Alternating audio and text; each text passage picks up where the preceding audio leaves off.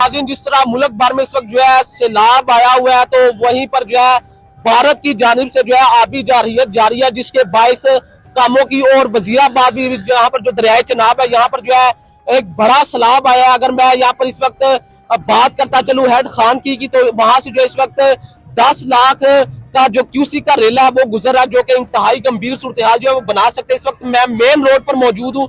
अगर मेरा कैमरामैन आपको मनाजर दिखा सके तो आप देख सकते हैं कि किस तरह जो है यहाँ पर तबाही के मनाजर है। ये मेन रोड है और लोग जो है यहाँ पर बड़ी तादाद में मौजूद है, जिनको बड़ी मुश्किलात का सामना करना पड़ रहा है। लोगों की गाड़ियां जो है वो यहाँ पर बंद हो चुकी हैं और यहाँ पर जो है रेस्क्यू की टीमें मौजूद है, यहाँ पर पाक रेंजर्स की टीमें मौजूद है, पाक आर्मी की टीमें मौजूद है, जो कि लोगों को जो है यहाँ पर इमदाद करती हुई दिखाई दे रही है। और यहाँ की इर्द गिर्द की जितनी भी आबादियां हैं वहां पर भी पानी दाखिल हो चुका है और लोगों को जो है यहाँ से नकल मकानी के लिए जो है वो कहा जा रहा है। और यहाँ से अगर मैं बताता चलूं तो अभी तक के 1700 से करीब जो जानवर है उनको भी जो है यहाँ से दूसरे इलाकों में मुंतकिल कर दिया गया। इसके अलावा 5100 से ज्यादा अफराद जो है वो यहाँ से नकल मकानी कर चुके।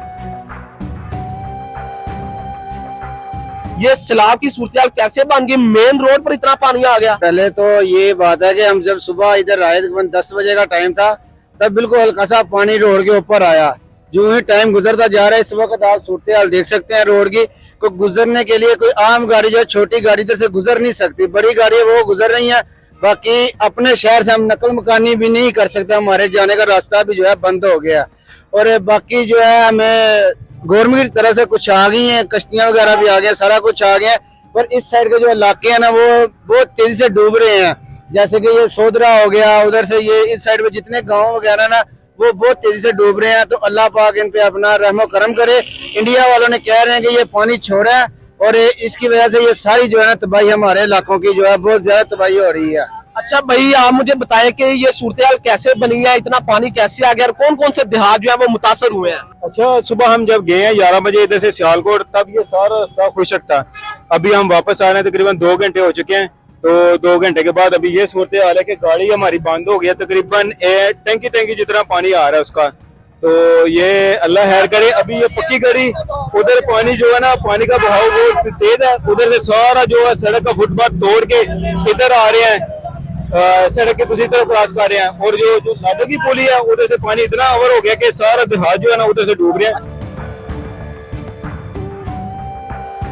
अच्छा, कौन कौन से देहात जो है वो यहाँ पर मुतासर हो रहे हैं और लोगों को कौन कौन सी मुश्किलात पेश आ रही है? अभी जो जा रहे हैं सारी की गाड़ियां बंद हो रही हैं। इधर से वजीराबाद की तरफ से जो पक्की गाड़ियां सोच रहा है और उधर जो गांव है सारे वो सारे इसके अंदर ना पानी आ गया है और बाहर निकलने का मसला बहुत ज्यादा है, रास्ता भी नहीं मिल रहा। हाँ जी बिल्कुल, आपने जिस तरह शहरियों की गुफ्तगू सुनी है, उनका यही कहना है कि अभी तकरीबन सुबह 10 बजे के वक्त यहाँ पर इतना पानी मौजूद नहीं था, लेकिन अचानक जो है यहाँ पर पानी का रेला आया। कैमरामैन को कहूंगा वो आपको मनाजर दिखा सके।